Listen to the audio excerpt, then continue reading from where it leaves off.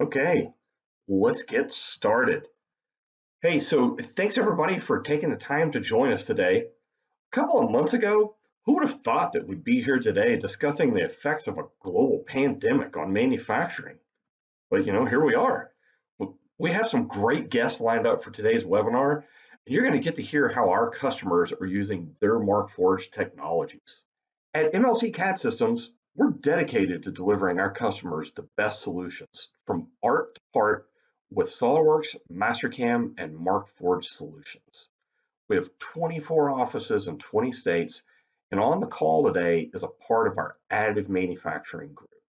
First, on the East Coast, we have Jordan Swan, based out of Atlanta, Georgia. One of our MarkForged technicians is Travis Bates. He resides in Dallas, Texas. Amelia Parada, who operates out of our MLC CAD Systems headquarters in Austin, Texas, and she covers Texas to our Arizona territory.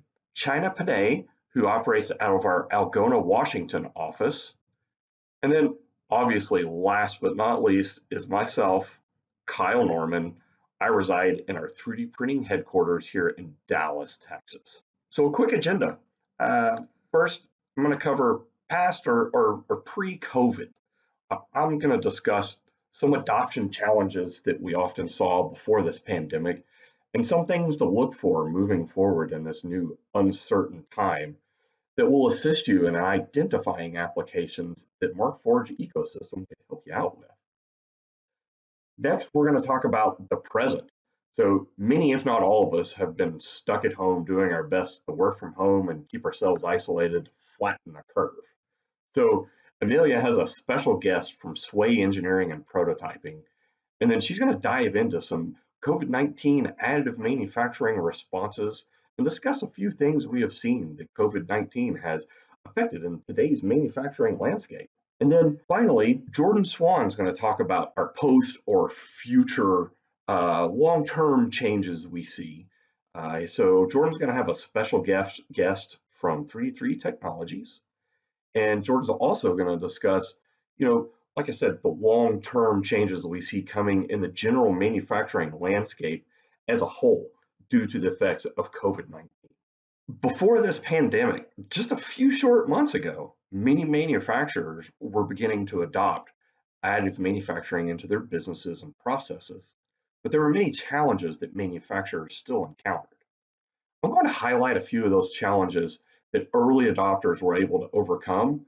Many of those challenges still exist today, but this will hopefully assist you in identifying these obstacles in your own business, which in turn will allow you to begin putting an additive manufacturing rescue plan in place for your business.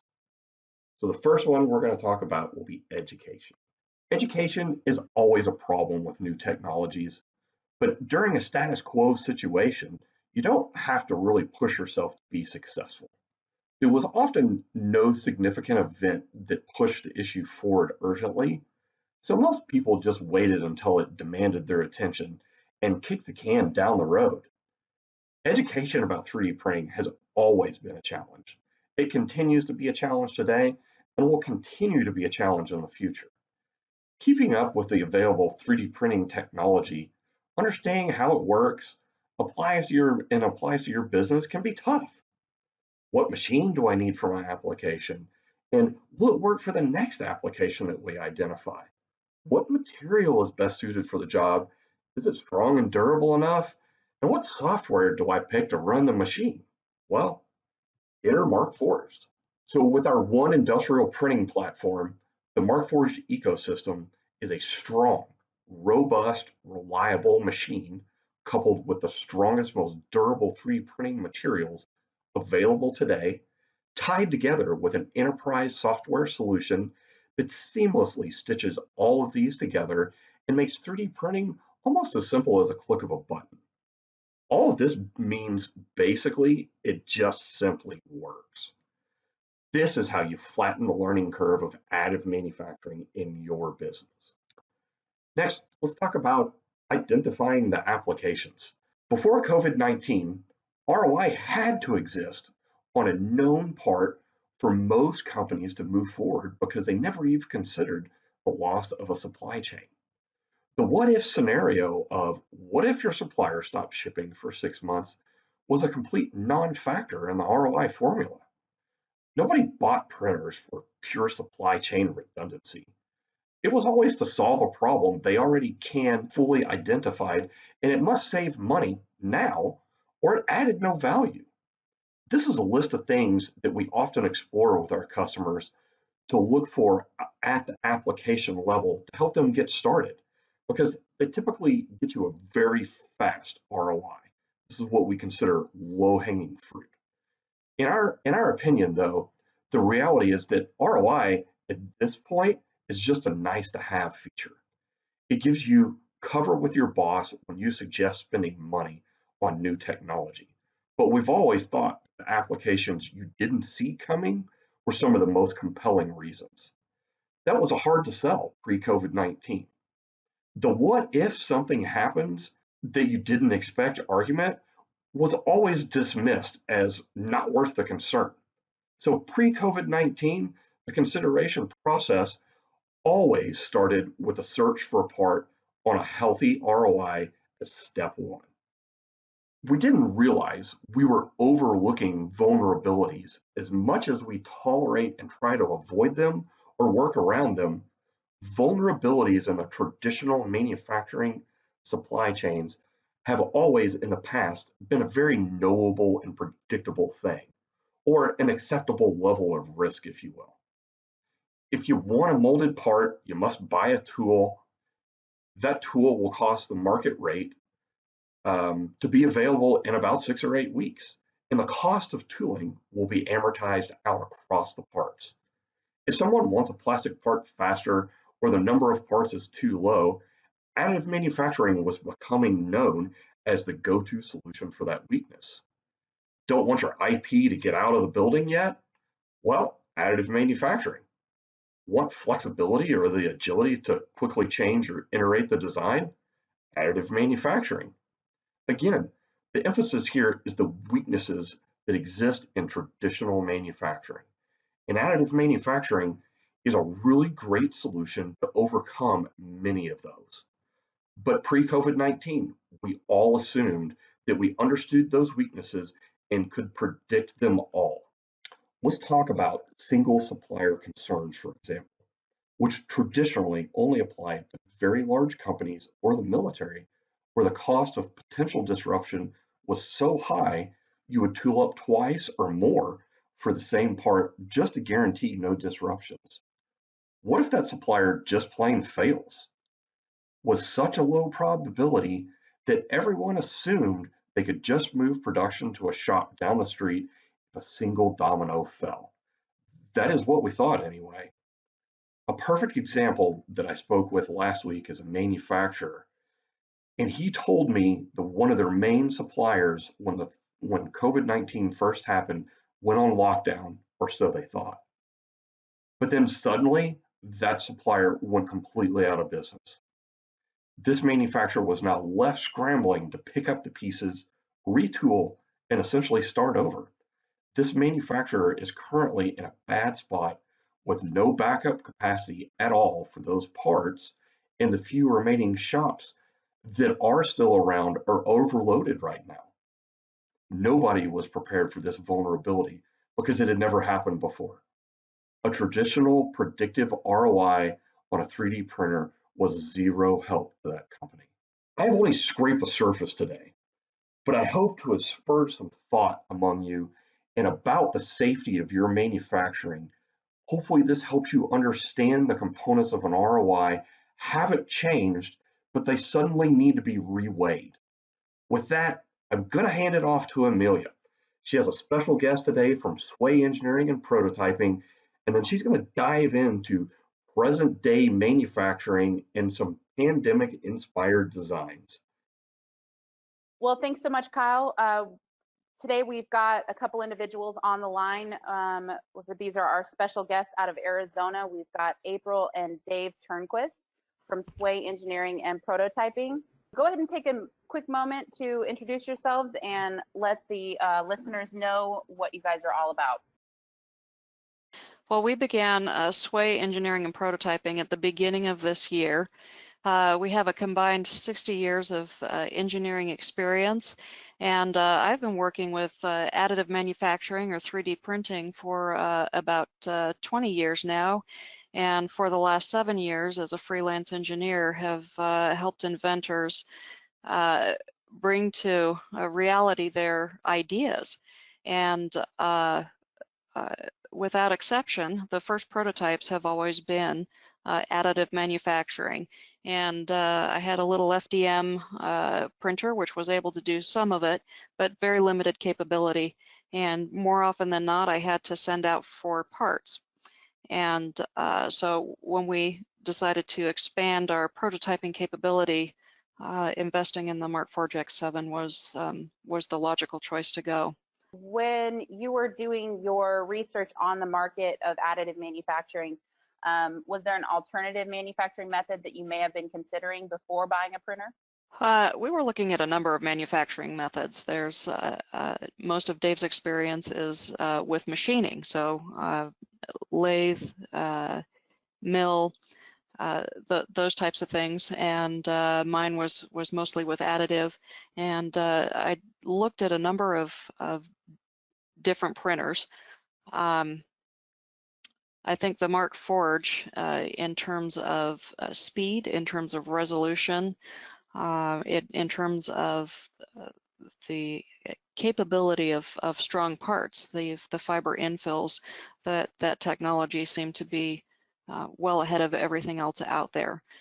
Quite often I would have inventors that would like a 3D printed part that was functional, so it needed some strength to it. And being able to provide that is I think a huge advantage. Awesome. And Dave, with your background being in machining and CNCing, do you also see that the Mark Forge product kind of brings together the additive side and the subtractive side of the business? Yeah, I was in corporate America for 40 years as a engineer, developing new products, mostly in the pneumatics field. And so leaving corporate America and jumping into our own business, we wanted to continue to do what April was talking about, helping big companies and small companies bring their inventions to light. So my thinking around this whole thing was that we were going to buy an NC mill and a lathe and some other equipment and start whittling on aluminum as a prototyping method. And we will probably continue to do that, but the company that I was working for had begun to move off into 3D printed parts. And there's a real market for that, especially in bringing a prototype to life in a short period of time. And that's one of the reasons the X7 is our go-to here. And with the implementation of social distancing, we're actually still able to work and get people their parts and still follow those guidelines. Gotcha.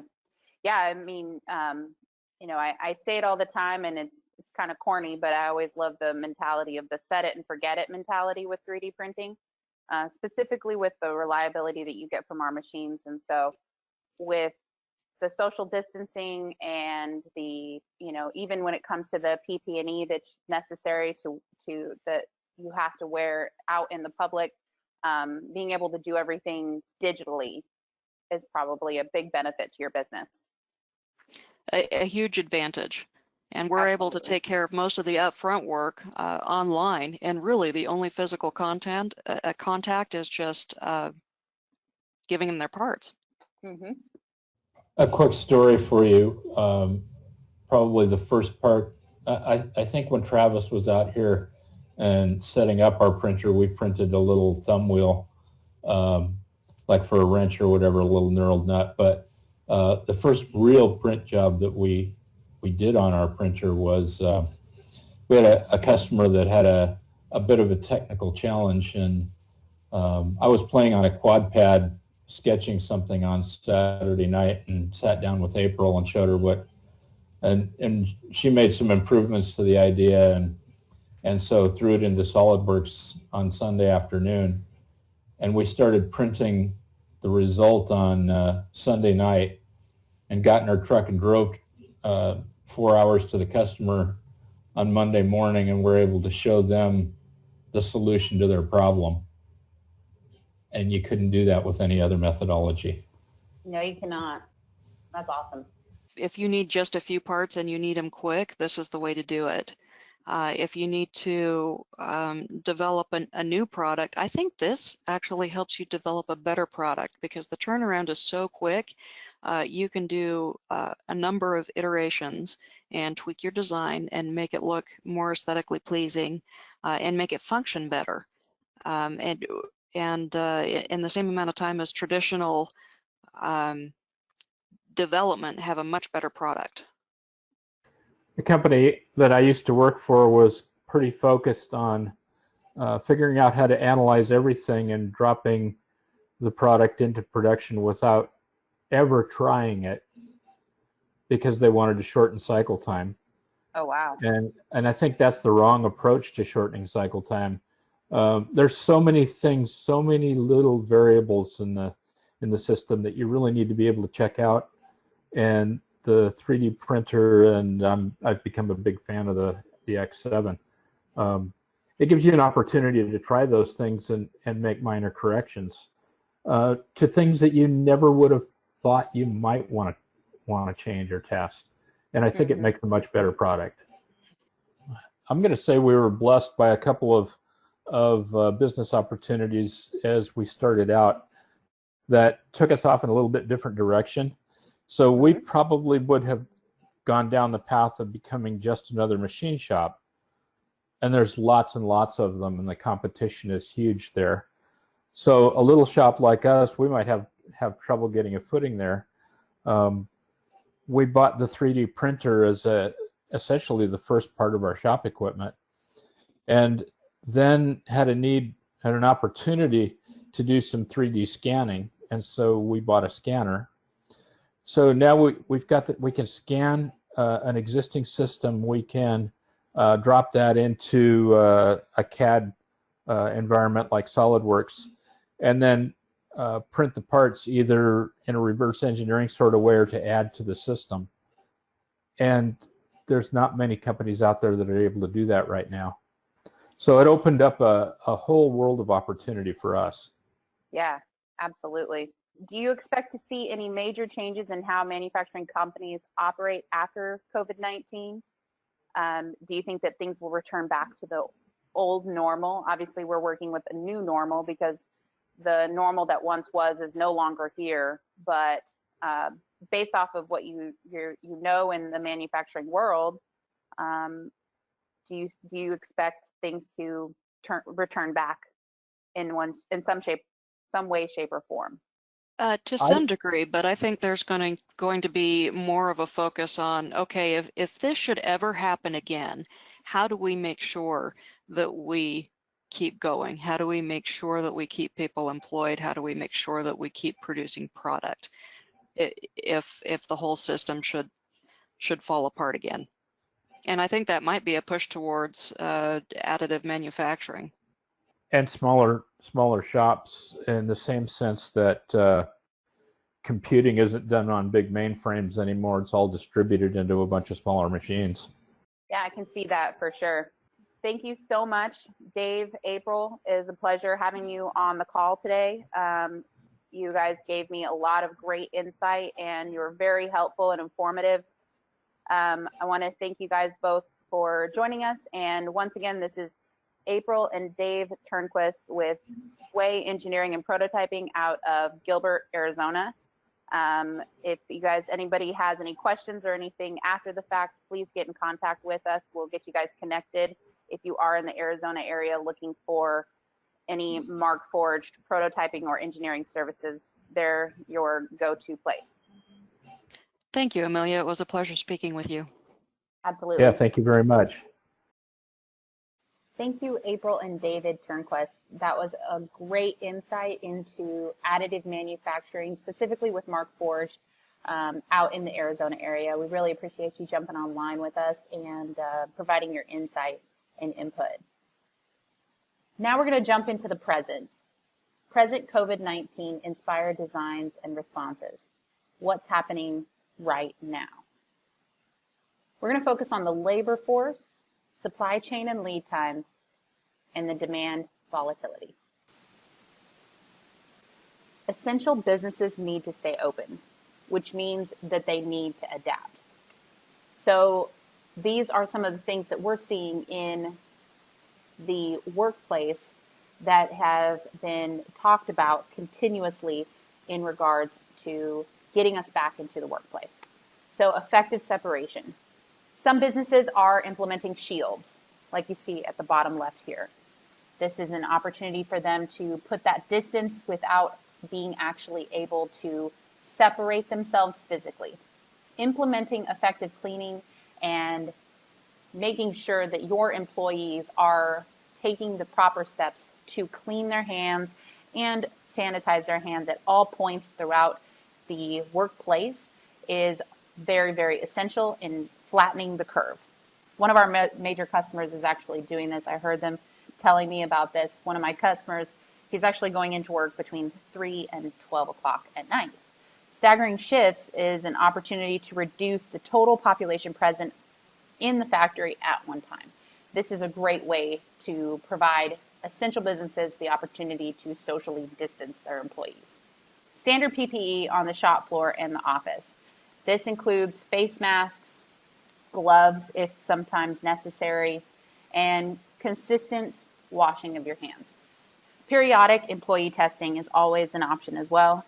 This is a good example I found online, just kind of giving you an idea of the start to a finish of someone coming into work, getting their temperature checked, being able to go to a secure job site that is clean. And then when they're done, they would come back through, they pass through. This one has like a questionnaire waiting area. Obviously, if you fail, you probably have some sort of time in which you're not able to come back to work. Or maybe, you would have the option to work from home in a quarantine style situation. Now we're going to take a look at supply chain and lead times. This is probably one of the biggest topics of conversation with regards to additive manufacturing and manufacturing in general, seeing as that the spread of COVID-19 came from a country where we do have a lot of reliance on our supply chain, and it does affect our lead time. So we're going to talk about ramping up production development cycle, bringing production closer to home. Our world is globalized, so what affects one supply chain changes everything. So the ability to ramp up quickly and make those changes, something that we adopt early on, is going to be important. Companies that diversify and bring on 3D printing has the ability to do this. Supply chains worldwide are suffering during this disruption. 3D printing is reinventing global supply chains, and we're seeing it day in and day out. Additive manufacturing is profitable and impactful on the supply chain management. It reduces the supplier dependency. So this is something that we see a lot of our customers doing, and something that we help them evaluate with our technology and helping them implement it. Rapid change on demand and in the market is an example that we see day in and day out, especially with what's going on right now with COVID-19. We have a number of customers who are changing out what they're manufacturing in-house, whether it's packing supplies for computers, now they're developing packing supplies for medical supplies. We have a number of customers who are changing how they're manufacturing due to the social distancing that they're experiencing and they're seeing as necessary. And they're having to fly by the seat of their pants, if you will, because everyone is in this unknown situation of what exactly is going to happen. There are pain points in the product cycle that with additive manufacturing you can kind of alleviate. Utilizing that design in your CAD model, preferably SolidWorks, you can actually make those design changes and make those different iterations with 3D printing, prototyping those different design changes as you go along. Then once you get that design locked in, you can now start to manufacture it. With 3D printing, especially with Markforged, our software, Eiger, gives you a digital representation of parts. And this allows manufacturing to make small changes, which proves to make manufacturing agile. So you make those small changes in the software, in Eiger, it automatically saves to your library, and then you can go back to that previous part or the new existing part and manufacture it in-house if you're using our technology. The time it takes to print something relies on two factors. First, the quality of the printer and the complexity of the part. Both of these two things are factors that we evaluate with our customers on a daily basis when they're looking at this technology. And then third, maintain. So once you have gone through all of those steps, you now have a part, you can maintain the machinery by doing any type of reverse engineering, manufacturing any kind of replacement parts, and even maintain the ability to stay open and active and thriving in this type of an environment. Reversing the offshore process and bringing manufacturing back to the States is becoming more apparent. Our manufacturing facility for all our 3D printers, all the Markforged 3D printers, is out of Boston, Massachusetts. We also create our own software and our own materials. We ramped up for this particular pandemic, and in that time frame in which we were ramping up, we now are manufacturing and running a facility 24/7. We're also working on a separate location, so that way all of our stockpile isn't in one place. We learned that the hard way. Perfect example is all of the saline bags out in Puerto Rico. When Hurricane Mary hit, our medical supplies went down. Once again, another example why having things offshore isn't necessarily the most ideal situation. MLC CAD Systems, as you can recall, is one of the largest resellers in the South. So with our widespread bandwidth, we cover a majority of the United States and can, in fact, help our customers look into this technology, implement it, and support them through their journey.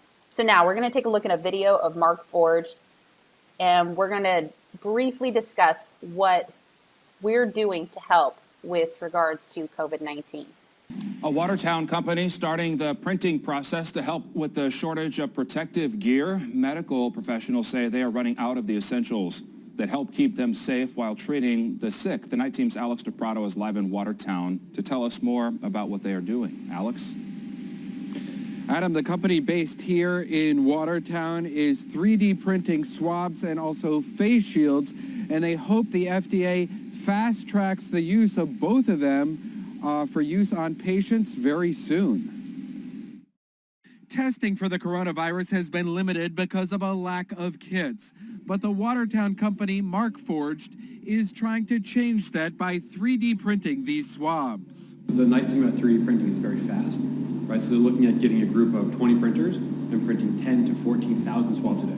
Right now, the company is trying to come up with the right design to mimic the ones being used on patients. In order to make the swab correct, it has to be flexible enough to kind of go through your nose, but not so stiff that it pokes you. In days, Markforged says it hopes to have a swab that the FDA approves. The design can then be sent to 3D printers at hospitals and coronavirus test sites around the country. Each swab would cost less than 25 cents to print. The company is also cranking out these shields to protect doctors and nurses working on patients. They're in testing now. So the first batch was dropped off today. The first set of shields are actually being tested at some Boston hospitals.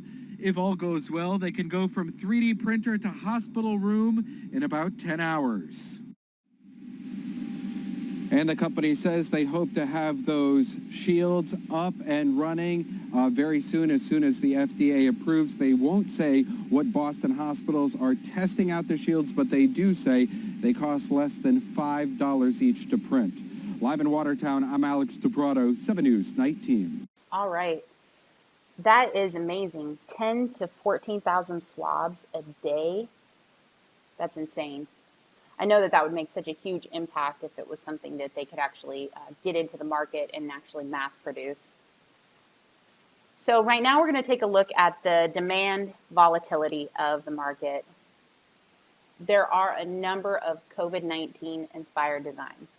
The two that we just mentioned in the previous video are obviously Markforged, and it's also very localized because it's in Boston. However, we do have a number of local customers and educational institutions that are also helping out locally, printing masks, face shields. Swabs are not being printed as of now because they're still getting approved by the FDA. But respirators and splitters, door opening devices, and non-contact items. So the face shields are important because they're going to protect the eyes and extend the life of the N95 masks. So that's one of the most important things when it comes to individuals in the medical field or workers who are experiencing or dealing with this disease on a frontline basis. There's been so much innovation throughout the additive manufacturing industry that's related to COVID-19. It's actually quite inspiring. The 3D printing community has really stepped up to help.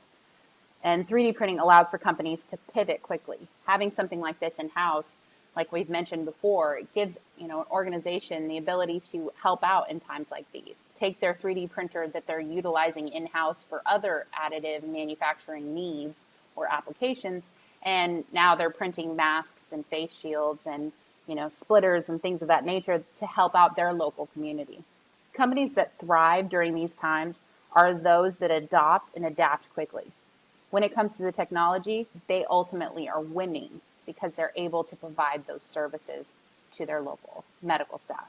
A couple more examples of how the technology is being used. This is a Markforged Mark II out of the UGA, and they actually took the design from the gentleman in the green shirt. He is from the Boy Scouts of America. He actually designed this clasp for the back of the head in order for you to wear your face masks in a more comfortable fashion. The lady up at the top right, you see she has markings on the top of her nose, under her eyes, from wearing the masks for a long period of time. And so he took it upon himself to design this little added benefit to wearing the masks and gave people the ability to wear the masks in a more comfortable fashion. And we have a customer out of University of Georgia that actually took that design and they're printing pieces for their local medical staff. So just a couple examples of how 3D printing is making such an impact with the innovation and the thought that people are putting into helping the people who are on the front lines dealing with this disease on a daily basis. So now we're going to go ahead and talk about the future of additive manufacturing when it comes to COVID-19. And Jordan actually is going to go ahead and take that section of the presentation. So I'm going to go ahead and hand it off to Jordan. Jordan, it's all yours. Hey, thanks Amelia. And thank you everyone who's still with us on the webinar as we move into the last leg of the presentation today. So up to now, we already heard about pre-COVID-19 from Kyle, and then Amelia gave us a quick glimpse of everything that's going on right now. Awesome how Markforged and the 3D printing community at large has really just stepped up to provide all of the necessary PPE that there's such a shortage of right now. So now let's take a look at what the future has in store. So here we are. We're in the future now. So the economy at large has pretty much opened back up for us, which hopefully we'll see that happening soon anyways. And you've got manufacturers that are really in two separate camps. On the one hand, you've got manufacturers that had very tight supply chain risk management protocols that were in place prior to COVID-19. They may have had multi-sourced parts. They had their raw materials coming from a variety of different vendors. They're just not in too bad a place. They weathered the storm pretty well. And then on the other end of the spectrum, you've got manufacturers that just struggled their entire way through this pandemic. Either way, I don't care what camp you fall within, everyone's going to be taking a look at the diversity of their manufacturing operations. So that's exactly what we're going to do in this portion of the presentation. And we'll look to the U.S. military and see what they've already done as a sort of proof of where we're headed here in the future. So real quick, how many of you that are listening in are currently working from home right now or have been working from home for a while? Use the GoToMeeting raise your hand feature right now if you can find it And raise your hand if you've been working from home. Seeing some hands going up, and I suspect that as you locate how to raise your hand, that we'll see some more go up. So work from home's not going anywhere, and we want to take a look at some of those industry leaders that have been using remote working for probably a decade now, and we're headed down that path. They've done it successfully. There's no reason why other manufacturers can't do it successfully. So I want to talk about that. And then, so the future that we're headed into, automation and robotics is kind of key to success. The technology is already there, so I want to take a look at robotics and automation. And then last is going to be the printer farm. So every manufacturing operation has an R&D department. They've got quality, they've got maintenance, and so on. And one of those departments is going to be a 3D printer farm, and we'll talk about why. Then to wrap things up, I want to introduce one last guest for today, Brian Davis, who's from 3D3 Designs and Solutions. Brian is actually a Markforged power user, and I'm going to have him talk a little bit about where he's headed into the future with his technology. I'll go out on a limb and say that everyone listening in realizes that they're on an additive manufacturing webinar right now. So here we're talking about how additive manufacturing can diversify your organization. And the first topic I want to talk about is serial additive manufacturing. And usually I tend to shy away from these conversations because they're centered on replacing your conventional manufacturing, whether that be through subtractive or injection molding or casting, however you're making your end product right now, and just downright replacing that with additive.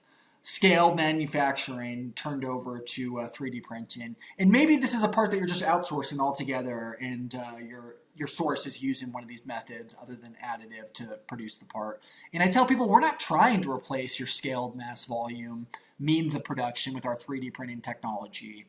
But today, and with the hindsight of COVID-19, I kind of want to challenge this idea a little bit now that we're here in the future. Because when we introduce a risk management focused conversation into the mix, it's not so far-fetched to want to use a 3D printing farm to produce your parts at scale. Yeah, it takes a little bit longer than probably a lot longer than what your methods are going to take. And your cost per part might be a little bit higher, but in a situation where the demand is so high that you can't even come close to meeting that demand, it may not be a bad idea to have that built-in redundancy of a 3D printing farm to produce that part. Or how about if you're trying to change over your lines so that you can produce ventilators or some PPE? It's not so far-fetched to be able to, on demand, 3D print all of that new tooling that you're going to need to produce that new good. And so, yeah, we all have our primary supplier that we go to, and hopefully a backup supplier, and maybe even 2 backup suppliers if we're very well prepared. But a 3D printing farm can be that built-in redundancy. And the way we get there is through digitalization. Point blank, 3D printing brings the digital world into the physical world at the touch of a button. All manufacturers really need to be getting their digital house in order. And what I mean by digital house is their digital libraries that just allow your team to quickly pull a file from a part repository and print that part on demand. So as an example, I recently had a manufacturer that reached out to me because he all of a sudden is no longer to source his parts from the world's factory. And he wanted to look to 3D printing to produce these parts. And then, so his first barrier, I said, okay, well, send me the file and we'll take a look at it. And he couldn't even find the file. I mean, he wasn't the designer himself, but he reached out to the CAD team and they couldn't reach out to the designers and they couldn't produce this part. And then I called him a week later. I was like, hey, you still haven't sent the file over. Do you still want to try and 3D print this? And he said, yeah, we're desperate here to figure out how we're going to get these parts made. And he'd even called his supplier to see if they could get the files from them, and they wouldn't send the files. And then, finally, a couple weeks later, he gets it into gets the design team to just reverse engineer this part from the ground up, and then I receive the part, and I'm immediately like, did they even read a design for additive manufacturing guide before they made this part? Because you could remove so much material and get a part printed faster and at a lower cost, and they'll just get that done ahead of time. It's kind of like your risk management, your disaster recovery. You already have that digital repository ready to go. Just like the military has their digital library of parts ready to go with all of their machines. In fact, the U.S. Marines now have about 50 Markforged printers deployed across the globe. So I think it's really important and a major milestone when we have such large adoption of our technology from military users. We can think of so many ways that the military has changed our lives through technology. So, by either developing the technology or just kind of proving out the technology like they've done with 3D printing. You look at the internet, computers, microwaves, duct tape. My God, how could I survive without duct tape? My entire house is held together with that stuff. That's a joke. But nonetheless, it is a major milestone that the military has been so successful with the Markforged technology. And I think we're going to see a lot of new standards become available to us thanks to the U.S. Marines. And what do I mean by that? Kind of one of the barriers that we're running into with our oil and gas customer base, our aerospace customer base is, they want to take their Markforged 3D printed parts and put them directly on their aircraft. And there are some bureaucratical hoops that you have to jump through. We do have an MLC customer that has been very successful with the FAA, and their life is about to get a whole lot easier every time they want to print a Markforged part and put it on one of their aircraft. But still, that is a struggle, and basically all the documentation that needs to follow your part all the way from early stage materials to the end part that's being used. And I think that the U.S. Marines are really going to pave the way for us on that. And part of that is their 3-bin procedure. So they've got a green, a yellow, and a red bin. The green bin, as you might imagine, these are parts that go out with the machines. You print these parts at your leisure, as many as you'd like, whenever you need them. But then we have our yellow bin, which is more, we're kind of in a tight situation here.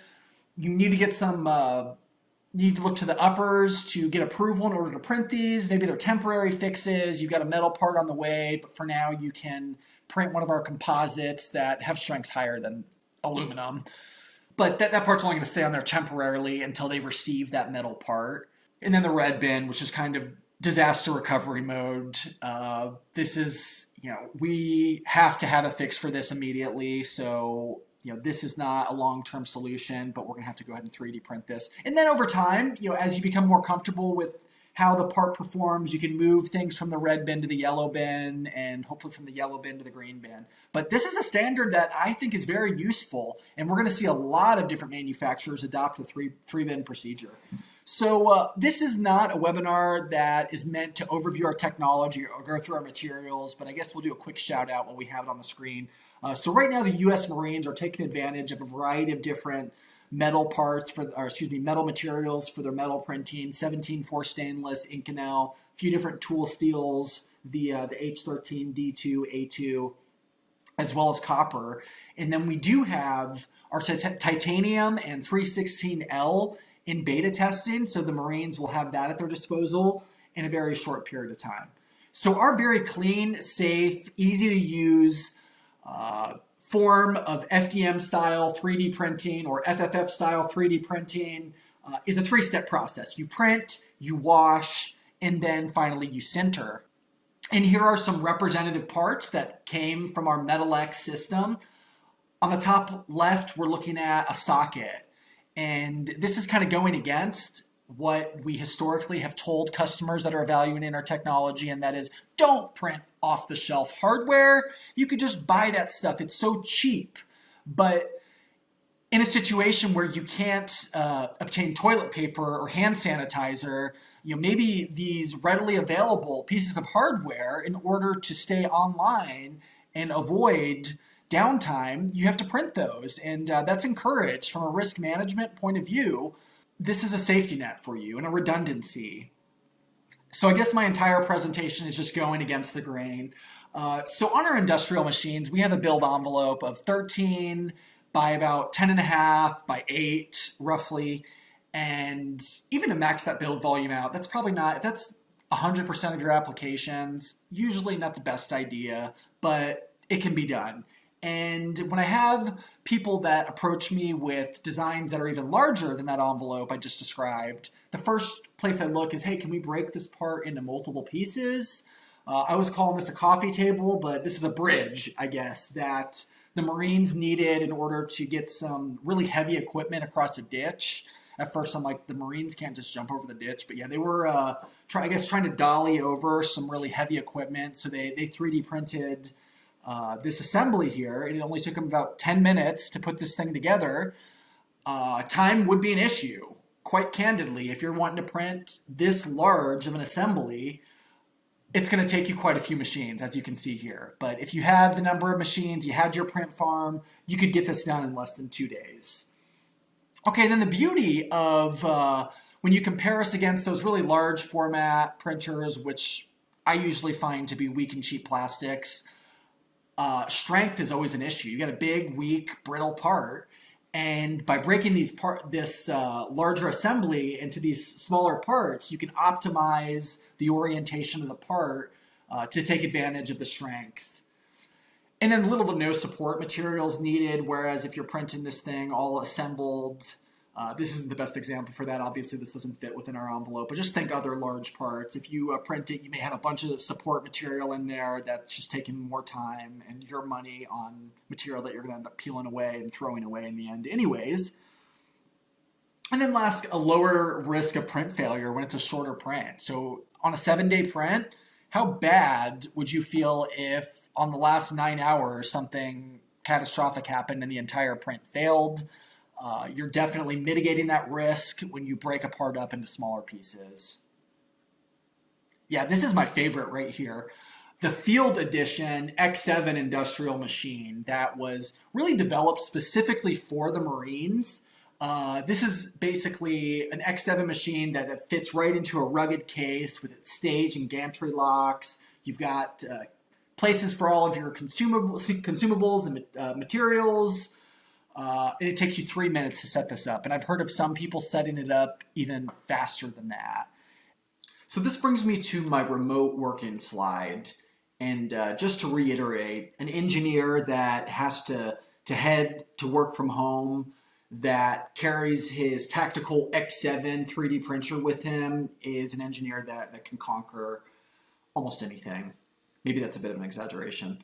So we can look to various industries, oil and gas, medical, mining, that have really been successfully remote working for a number of years. And that includes production staff. And remote working shouldn't be a foreign concept to anybody. I mean, most companies and most of us are pretty comfortable with working from home. We've been doing this for quite a while. Depending on the sorts of positions we're working in, we can do just as good a job, if not better, working in a remote location. But oftentimes the conversation changes pretty drastically when you need a human involved to drive a forklift or someone there in order to push a button or remove a box off of a conveyor belt. So can we take all of the human beings out of manufacturing? Maybe not, but we can drastically reduce the numbers.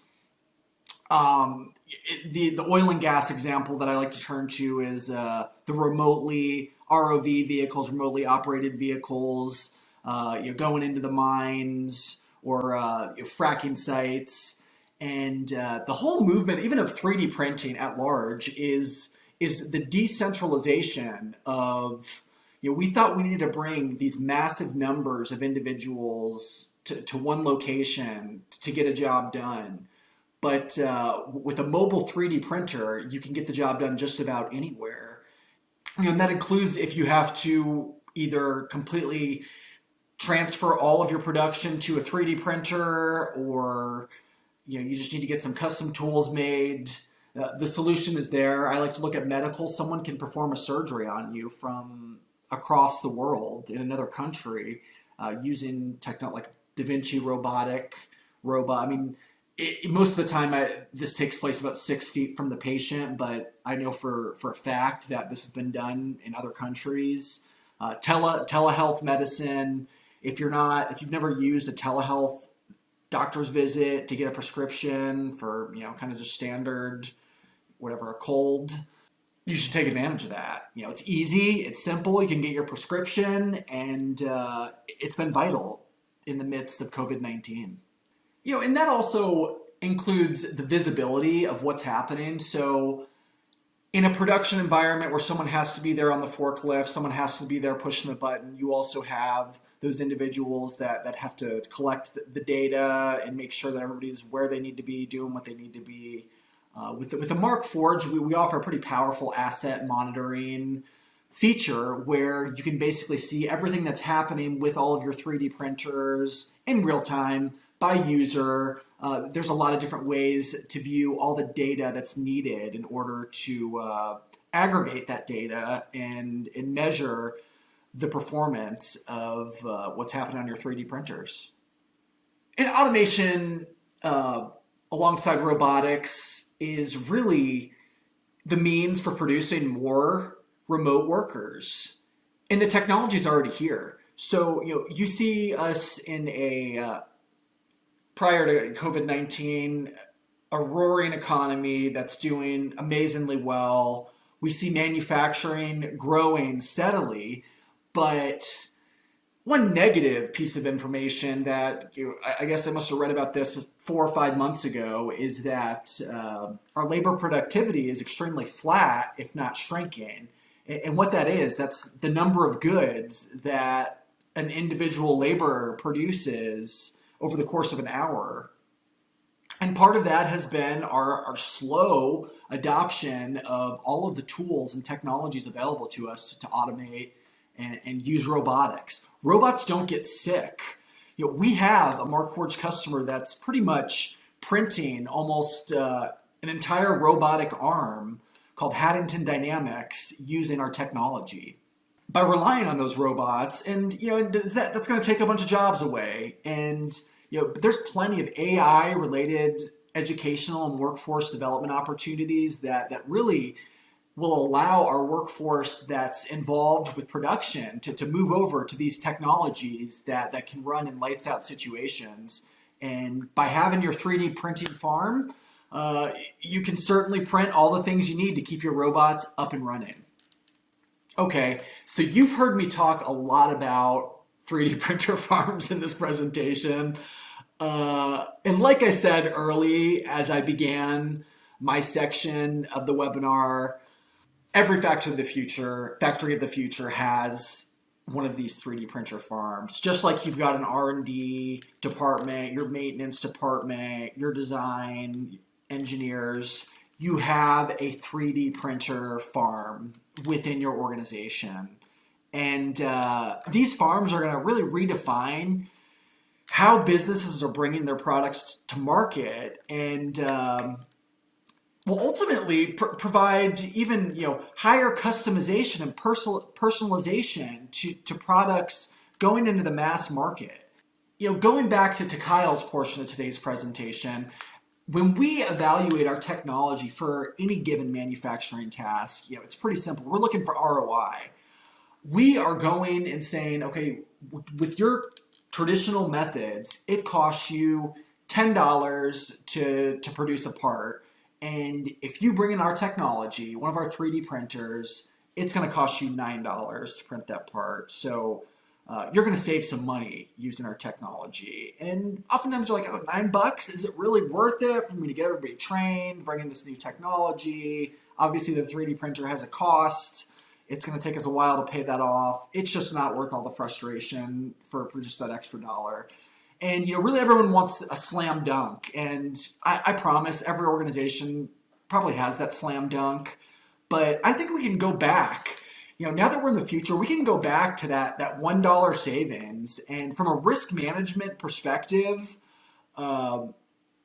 make the justification for a 3D printer farm as a built-in redundancy. So, even global companies are always looking for ways that they can bridge the gap between say, a prototype and full-scale production, when the major players like Caterpillar and Porsche are already doing this, they have their 3D printer farms. It's really time for everyone else to start paying attention. And I love the way that a 3D printer farm can fit into the early stage production, and ship 5,000 to 10,000 units before transferring over to a more traditional factory means of production for your given part. And the same can be said towards the end of the product life cycle.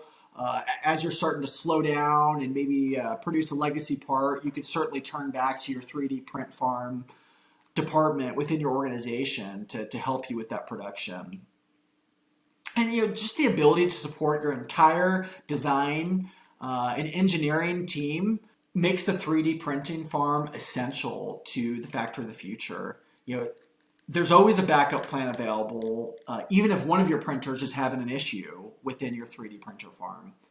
So now I want to switch gears and take just a moment to get Brian Davis from 3D3 Designs and Solutions to talk a little bit about his experience with the Markforged technology. And I feel quite confident that Brian's shop is going to look exactly like the one in this photo in the future, because it's already headed that direction.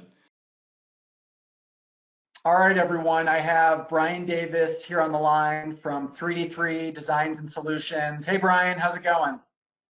Very well, Jordan. How are you? I'm doing well today. Hey, Brian, do you want to take just a minute to introduce 3D3 Designs and Solutions and yourself to everyone who's listening out there? I would absolutely love to. Thank you. Yes. Again, my name is Brian Davis. I'm the co-founder of 3D3 Design and Solution. We are based here in Atlanta, Georgia. We are a new organization started last year initially do 3D printing, industrial level printing, expanded into CAD design and project management as part of our services, and have seen some very exciting success in a very short while. Awesome. And then, so here's the big question. I just talked about what's in store in the future. Where do you see 3D3 in the future? I know that, we in our conversations talk about expanding the line of printers that you have. Tell me about the future with you and 3D printing. 3D printing in its current state right now, if you really are looking at a successful model, for us as a service bureau, it's really about the ability, volume, and the ability to deliver a complex part or a product quickly and in the manner that you promise your customer. For customers that own printers in-house, they'll have them at their fingertips and they can produce complex parts faster and cheaper. And so for us, you'll see us continue to grow here in the Southwest. We learned early on with having one printer that we needed two just to deliver on a daily basis. We see that growing to 6 to 10 printers, and beyond that, as long as it continues to serve the needs of our customers. For us, we're here to deliver services for customers who either, one, aren't able to buy a printer quite yet, are planning and haven't quite pulled the trigger on it, or have printers and need additional help. So we're hoping that we serve that need in the years to come. I see printing continuing to go up, but not necessarily because of COVID. We didn't see a real decline in activity. We saw companies who were considered essential companies continuing to work and continuing to put in a request for parts and services.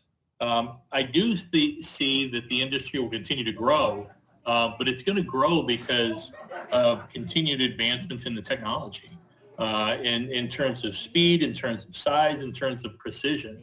3D printing, additive, industry is going to continue to grow because of its own advancements, and it's building its own place within the industry itself, not necessarily because of the pandemic that that we're all in right now. I view this as a validation. 3D printing has been around for decades now, but the opportunity for it to, one, be a valid source, a valid solution for manufacturing, I think has been debatable at all different levels. This COVID-19 scenario that we've all been experiencing certainly escalated 3D printing to a whole nother level and brought it to the forefront of people's minds.